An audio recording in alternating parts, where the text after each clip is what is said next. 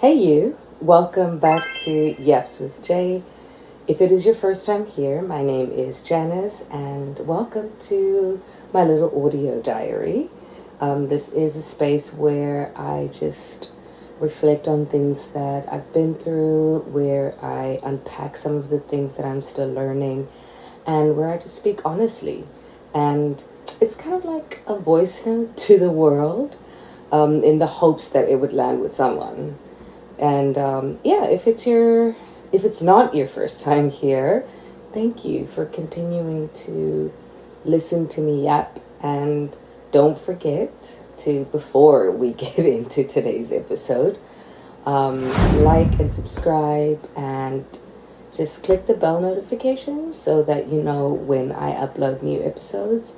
Also, just send me a message, whether it's just to yap with me, whether it's to send me messages about what you're reflecting on, anything really. I am always open and ready to listen to everybody. So, yeah, I think we should get into today's episode. It's going to be a long one, so buckle up. Today's episode is kind of a continuation on last week's episode where I talked about forgiveness. And if you haven't checked out that episode, I will link it in the description box, so you can kind of check that out.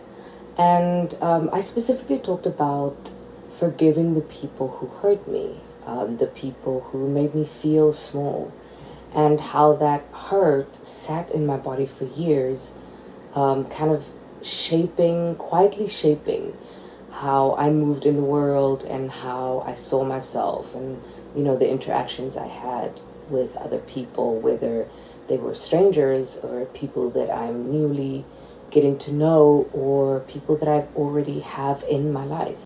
This week, I want to talk about the weight behind the silence and the pressure I felt and sometimes still feel being the eldest daughter.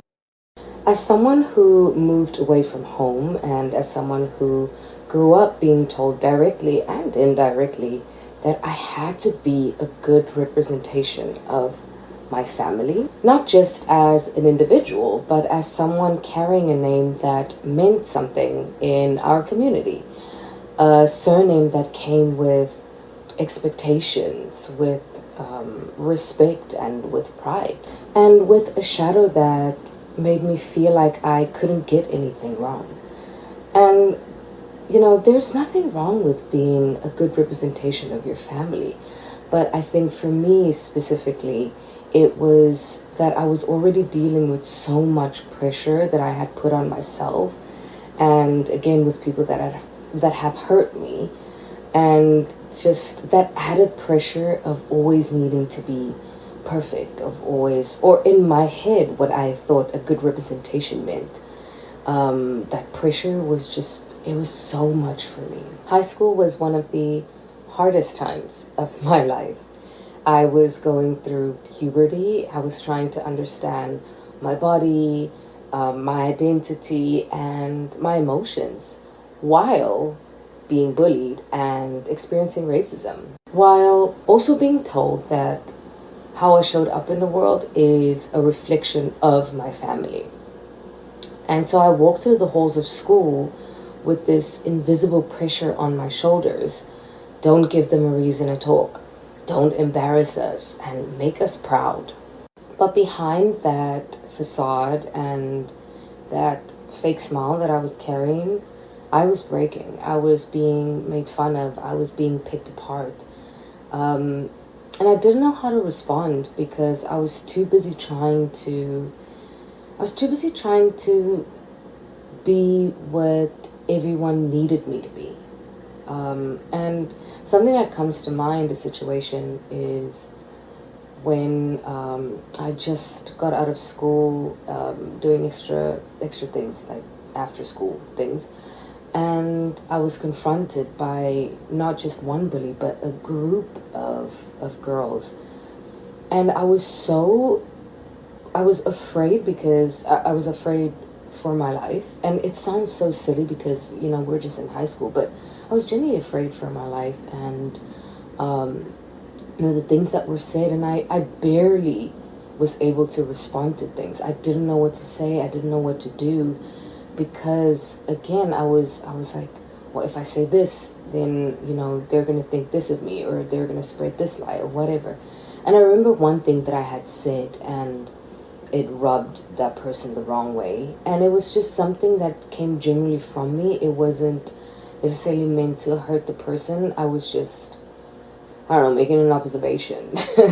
And even in what I said, after the fact, and seeing how the person reacted, I was kind of beating myself up about what I said and how it made that person feel, instead of thinking about the fact that I am literally standing in the middle of, like, I would say 10 girls trying to push me around and call me names and, saying things that weren't true. So, if I think back to it now, it was a very big part in the bullying. Like, that one moment has always been stuck in my head. And the worst part was that I didn't feel like I could talk about it. I was constantly thinking, I'm the eldest daughter, I'm not allowed to break down, I need to hold it together all the time. And I did. Well, I feel like at least I did. But even when I smiled, I was constantly in survival mode. I always feel like I'm in survival mode. But I was trying to outrun the shame. I was trying to prove myself, and I was trying to fit into spaces and places that didn't really want me to be there, or never really saw me. When I moved across the world, it was supposed to be a fresh start. And in many ways, it obviously was.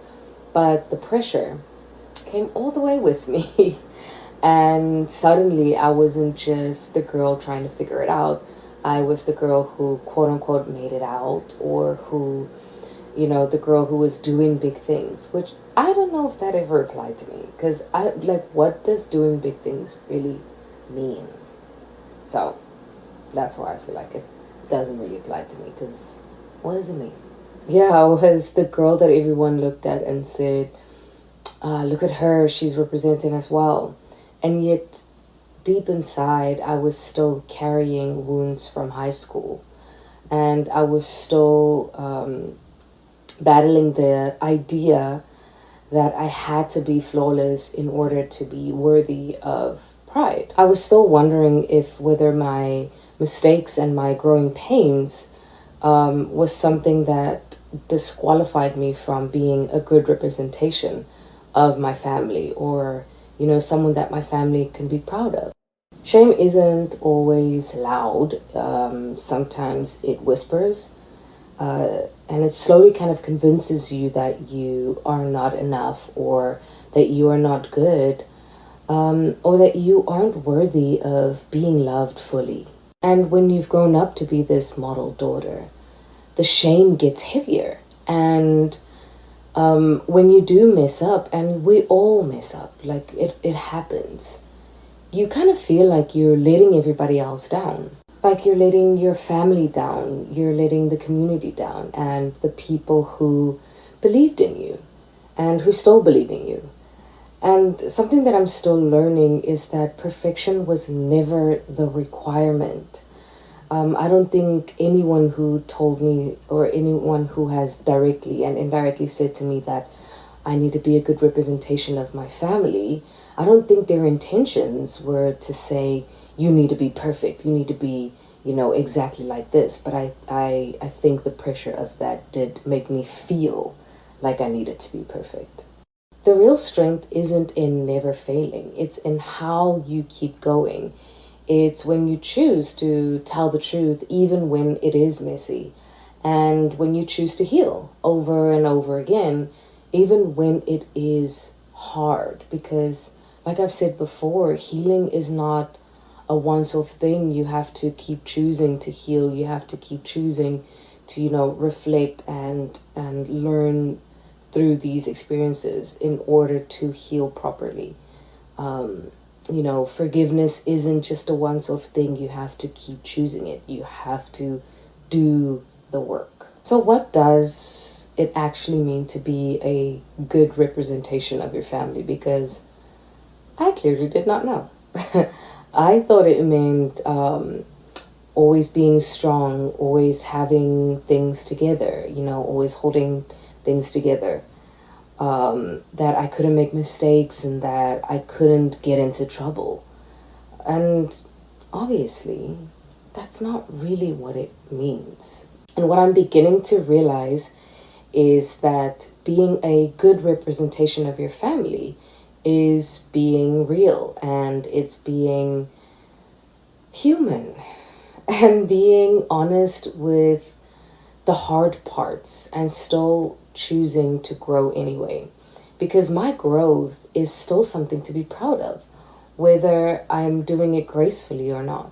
And to be honest, I don't want to be remembered as being perfect. I want to be remembered for always getting back up and for how I healed.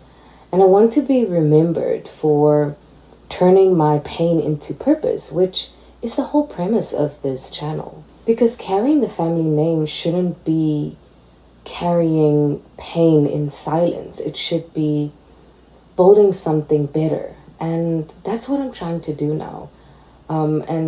People that I really look up to are my parents, who have built something and are still building something better for our family. Which I guess also kind of made me feel a little bit of pressure, but it's not pressure that they had put on me. I should have just looked at it in a way of, this is now also my opportunity to build something better.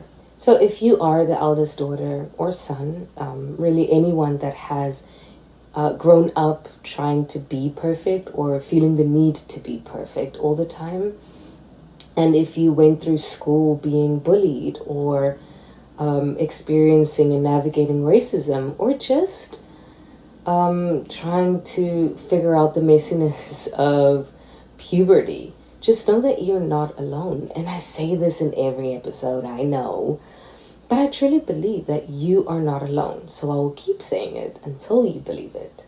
You are not alone. We're all in this together.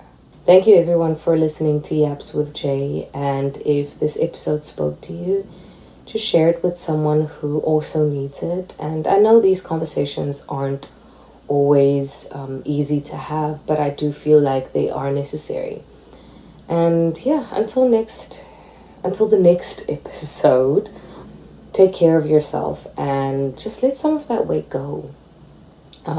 We'll yap soon. Bye.